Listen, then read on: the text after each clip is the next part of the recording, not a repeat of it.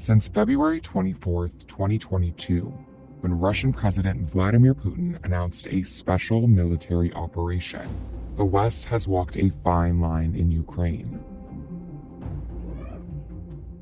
While it works to help Ukraine push back the Russian invasion,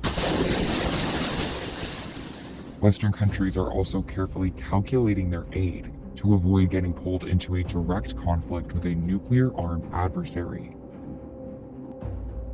Examined Western military aid over the first year of the Russia-Ukraine war to see what's next.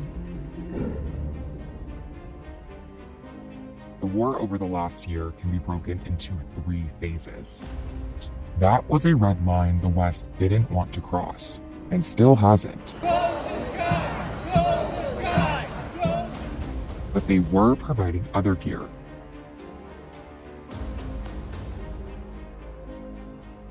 A few days after the invasion, Germany announced to send Ukraine anti-tank weapons and Stinger missiles, a stark difference from its previous legislation banning the delivery of arms to conflict regions.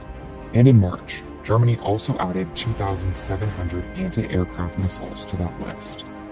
By the end of the month, officials of the Ukrainian army were touting wins. Russian forces began pulling back from Kyiv and Chernihiv. By Wednesday, April 6th, that withdrawal was complete. But with a renewed Russian offensive in eastern Ukraine, the US had announced another $800 million package of aid. In that package were M777 howitzers, artillery pieces that can provide long-range fire support from the rear.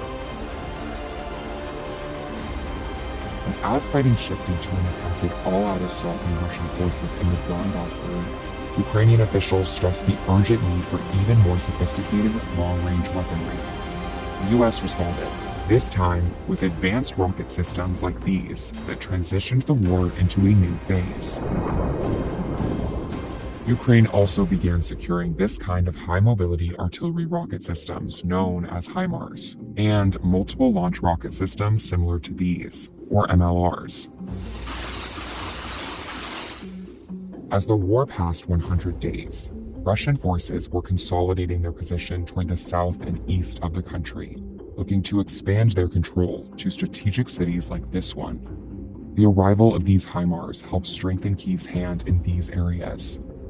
But these types of new weapons came with a clear red line and reduced the risk of a wider war with Moscow. The US secretly modified the advanced HIMARS rocket launchers it gave Ukraine. The Pentagon declined to comment on the modifications, which US officials said involved their hardware and software.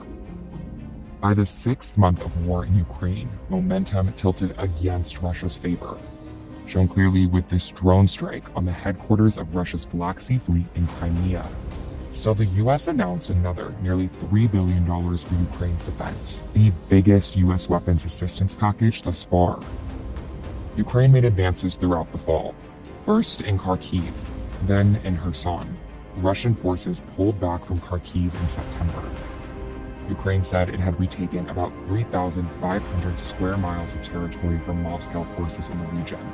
This marked the biggest setback for Russia since it invaded Ukraine in February. And in November, Russia ordered the withdrawal of its troops from Kherson, the only regional Ukrainian capital it held. As winter set with cold weather and shorter days, both sides slowed down their war efforts. But in 2023, a renewed push for military aid ramped up. Tanks like these kicked off the most recent phase of military aid and marked a departure from previous policies. It began with the UK agreeing first to send Western battle tanks to Ukraine, followed by the US providing Abrams tanks like these, and Germany outlining plans to send Leopard tanks like these ones.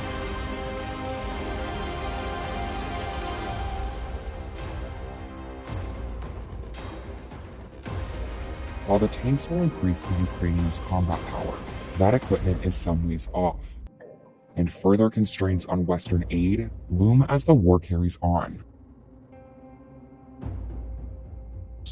The US has committed around $47 billion in military aid to Ukraine, the most of any country, followed by the EU and the United Kingdom. The extent to which this aid can continue at the rate it has been doing recently is unknown at this point. And in a lengthy war, some Western backers of Ukraine worry that time may be on Russia's side.